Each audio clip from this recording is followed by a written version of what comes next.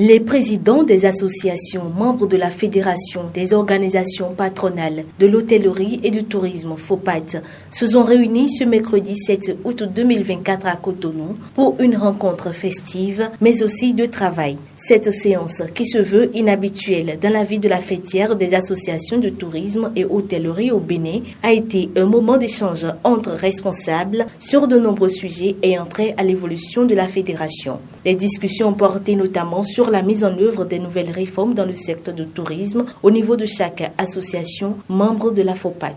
La séance d'aujourd'hui convoquée par le président, c'est pour parler de la vie de la fêtière, parce que depuis un moment, il y a eu une accalmie, et puis cette séance, ce dîner de travail, c'est pour relancer les activités et remettre les choses en ordre pour qu'on avance et prendre les grandes décisions qui s'imposent pour que l'on puisse avancer réellement.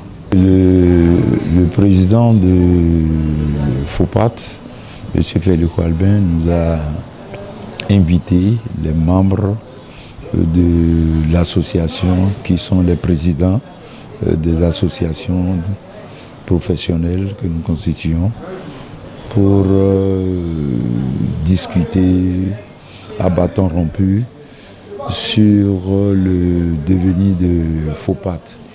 Comme vous devez le comprendre, FOPAT, comme une fédération, traverse, disons, des périodes aussi difficiles que nos associations professionnelles. Donc, il a jugé bon de nous réunir pour entendre de vive voix, pour poser concrètement le problème que traverse la fédération et entendre de vive voix les solutions que nous autres membres nous pouvons apporter. C'est un objectif de rencontre festif, mais aussi de travail. Aussi de travail parce qu'elle a lieu hors des réunions statutaires. Vous savez que les réformes de plus en plus nombreuses sont apparues et au point même de remettre en cause nos habitudes. Et comme l'on sait que c'est dans le sens de l'amélioration de l'environnement touristique par rapport à ces investissements massifs qui se font et au regard de ces nombreuses réformes, eh bien, nous en avons discuté, analysé, nous avons vu qu'il y a une qui nous frappe de plein fouet, qui est la mise aux normes de nos structures organisationnelles. Ça a été une réflexion qui a abouti à une prise de décision. Ça a aussi été le cas de voir tous les problèmes qui ont eu lieu entre les deux réunions statutaires qu'on a abordées.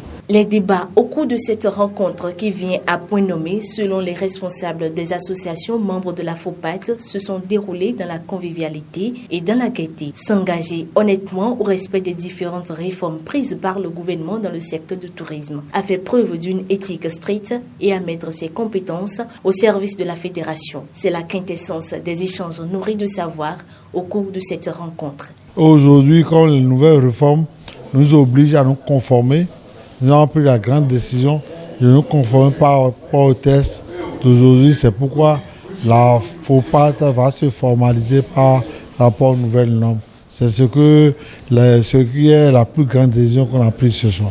Nous avons compris qu'il fallait renforcer la direction exécutive. Nous avons compris qu'il fallait mettre en place une administration et la réflexion a porté sur la recherche de cette compétence pour nous appuyer.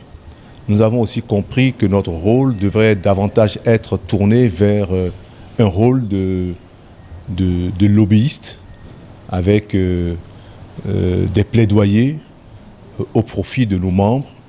Nous avons compris que les différents présidents, les 10 présidents des associations membres de la FOPAT doivent davantage travailler à l'unisson, faire remonter les requêtes qui sont les leurs pour que justement au niveau de la FOPAT, on puisse s'en saisir et les faire valoir auprès du gouvernement. Les dirigeants des associations membres de la FOPAT se donnent rendez-vous dans quelques jours pour une nouvelle rencontre afin de mûrir davantage les réflexions.